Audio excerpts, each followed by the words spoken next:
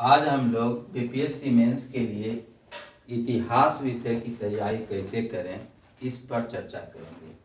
तो बीपीएससी के लिए ऐच्छिक विषय में इतिहास सबसे लोकप्रिय विषय है। सिर्फ बीपीएससी ही नहीं, अन्य सिविल सेवाओं के लिए भी इतिहास का चयन लड़कों के द्वारा बहुत ज़्यादा मात्रा में किया जाता है और सफलता दर भी ज़्यादा है, लोकप्रिय भी है। लेकिन इसको लेके संशय की स्थिति भी है। कुछ लोगों का कहना है कि इतिहास विषय में जो है सो बहुत ही कम मार्क्स आता है। तो आज हम लोग चर्चा करेंगे कि इतिहास विषय कैसे पढ़ें और किस तरह से जो है सो अधिकतम अंक की प्राप्ति करें। तो सबसे पहले हम देखते हैं बीपीएससी मेंस का। तो मेंस परीक्षा के द्वारा अधिकारी की योग्यता का परीक्षण किया जाता है, यानी कि अधिकारी में क्या योग्यता है उसका परीक्षण जो है सो मेंस परीक्षा के द्वारा किया जाता है। तो अधिकारी में क्या गुण होना चाहिए, यानी कि अधिकारी में क्या योग्यता होनी चाहिए। तो अगर हम देखते हैं, एक अधिकारी में बौद्धिकता होनी चाहिए, सृजनात्मकता होनी चाहिए और निर्णय लेने की क्षमता होनी चाहिए। यानी कि किसी अधिकारी में मुख्य रूप से बौद्धिकता, सृजनात्मकता और निर्णय लेने की क्षमता होनी चाहिए। तो इस अधिकारी में योग्यता है या नहीं, इसका परीक्षण कैसे किया जाता है। तो वो जो है सो विषय के माध्यम से, मान लिया हम इतिहास विषय लिए, कोई भूगोल लिया, कोई मनोविज्ञान लिया, तो उस विषय के माध्यम से जो है सो अधिकारी की योग्यता का परीक्षण किया जाता है। और यह परीक्षण किस प्रकार किया जाता है, तो प्रश्न को पूछ के किया जाता है, यानी कि क्वेश्चन के माध्यम से। जैसे हमने ऑप्शनल सब्जेक्ट हिस्ट्री लिया और हिस्ट्री में जो प्रश्न आया उसके माध्यम से उसकी योग्यता का परीक्षण किया जाता है। तो योग्यता का परीक्षण किया जाता है, तो जो परीक्षा में बैठते हैं वो कैसे तो वो उत्तर देके अपनी योग्यता को सिद्ध करते हैं। तो उत्तर में क्या होना चाहिए, तो उत्तर प्रश्नानुसार होना चाहिए, उत्तर सशक्त होना चाहिए, उत्तर रचनात्मक होना चाहिए, उत्तर आधुनिक होना चाहिए। तो ये मेन तथ्य है। अब हम लोग जब इतिहास पढ़ते हैं तो इतिहास जो है सो जनरली ज्यादातर लोग लेते हैं, क्योंकि यह एक आसान सब्जेक्ट समझा जाता है और है भी। तो इतिहास में हम लोग करते क्या है, खूब लिखते हैं या खूब जो है सो किताब से उतारते हैं, किताब खूब पढ़ते हैं। पढ़ने का मतलब हम लोग जो है सो हिंदी में है तो देवनागरी लिपि को पढ़ते हैं, खूब पढ़ते हैं, अपनी संपूर्ण शक्ति का प्रयोग कर देते हैं। लेकिन शायद ही उत्तर लिखने का प्रयास करते हैं, यानी कि उत्तर लिखने, पढ़ लिए, उत्तर लिखने का कभी प्रयास नहीं करते। सीधे एग्जामिनेशन हॉल में जाते हैं और जो टॉपिक आया उस पर लिखना शुरू कर देते हैं, चाहे क्वेश्चन कुछ भी हो। तो चाहे क्वेश्चन जो भी हो, हमने इस टॉपिक को पढ़ा है तो इस टॉपिक का उत्तर लिख दिए। तो उपहार स्वरूप हम लोगों को जो है सो 50 से 55% मार्क्स आ जाता है। कुछ ज़्यादा भी आ जाता है तो हम लोग मार्जिन में अगर मेंस में सफल भी हो जाते हैं तो इंटरव्यू जाते जाते छट जाते हैं। तो इसके लिए हमें जो है सो करना क्या होगा, यानी कि इतिहास को पढ़ेंगे कैसे। तो सबसे पहले देखेंगे इतिहास का हम अध्ययन करेंगे। अध्ययन का मतलब ये नहीं कि हम देवनागरी लिपि को पढ़ लिए, उसको पढ़ लिए, उसको समझना है। इतिहास को पढ़ने का अर्थ है उसको समझना या सीखना है, वैज्ञानिक पद्धति से पढ़ना है जिससे उत्तर देने की क्षमता विकसित हो।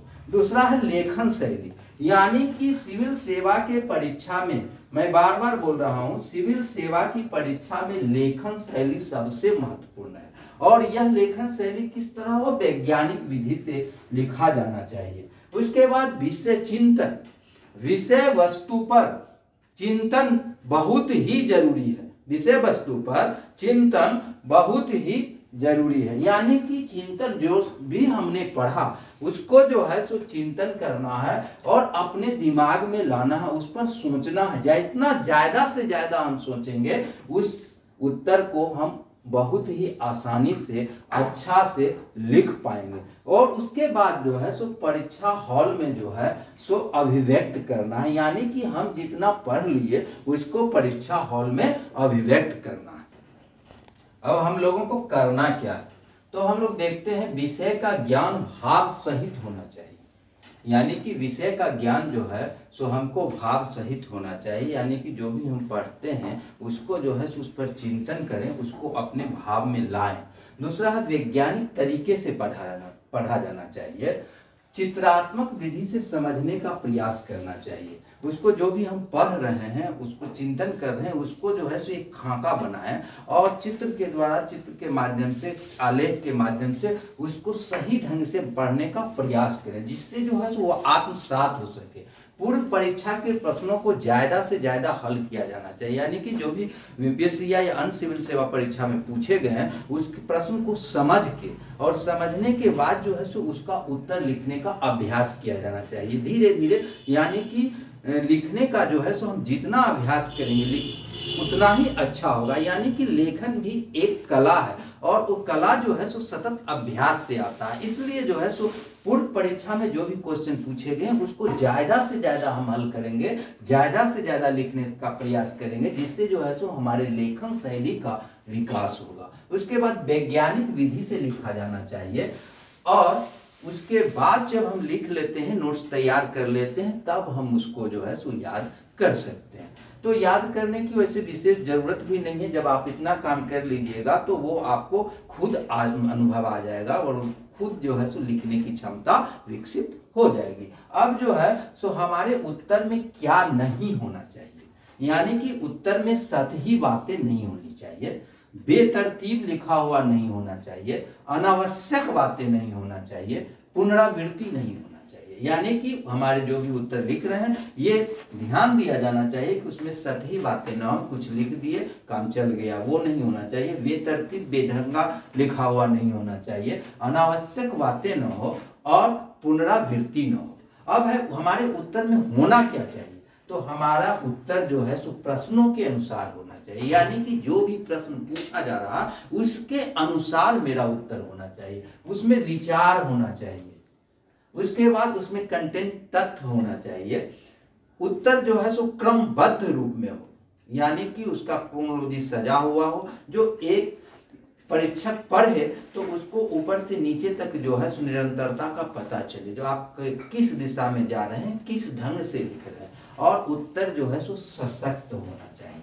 तो ये उत्तर में हमारे क्या क्या होना चाहिए, क्या नहीं होना चाहिए, ये आपने जाना। हम लोग कहते हैं कि कर्म किया फल मिल गया, नहीं, कर्म करने से फल नहीं मिलेगा, सही दिशा में कर्म करने से, यानी कि सही दिशा में कर्म कीजिएगा तब फल मिलेगा। अब खूब हम पढ़ रहे हैं और वह जो है सो कोई काम का पढ़ नहीं रहे हैं, सही ढंग से नहीं पढ़ रहे हैं, तो वो मेहनत बेकार है, फल मिलने की संभावना नगण्य है। इसलिए हम जो भी पढ़ें सही दिशा में पढ़ें, सही दिशा में अगर कर्म करेंगे तो फल निश्चित मिलेगा। और ये सही दिशा में करने के लिए हमें क्या करना होगा, स्मार्ट स्टडी करना होगा।